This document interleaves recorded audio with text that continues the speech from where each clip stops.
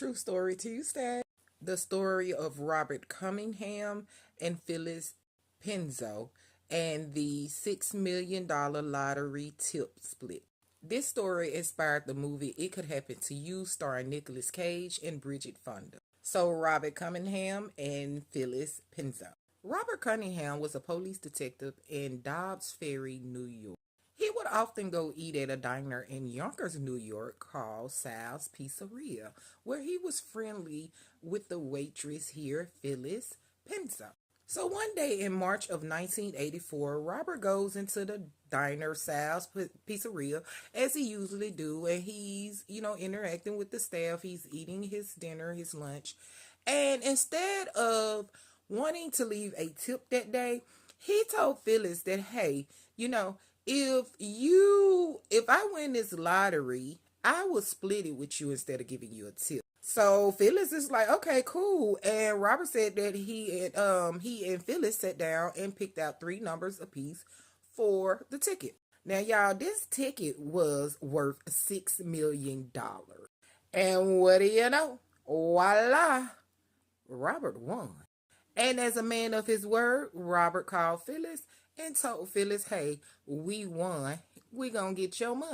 Now, Phyllis was in disbelief, and she was like, Robert, stop playing. He called up, and she was like, stop playing. And he was like, I'm not playing. We won. You got $3 million. Now, this is a big disbelief to Phyllis because she's been working at this diner for over 20 years, and she's been working long hours, for short pay. And she has been wanting a come up for years. And she finally got it with Robert being a man of his word, sharing the ticket and giving her the $3 million.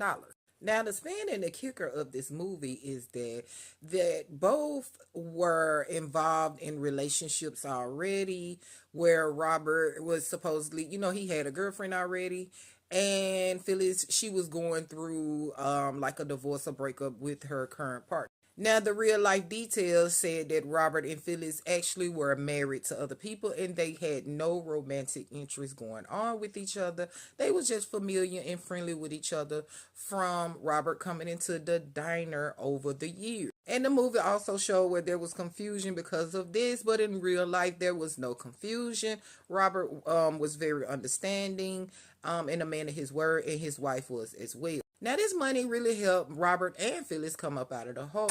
So, April Fool's Day, 1984, Robert is calling Phyllis up out of her sleep like, hey, we won. Phyllis said she was just asleep. She was like, look, don't be playing with me. I know it's April Fool's Day. And she was like, when she realized, she screamed, woke up her husband, and she was in all kinds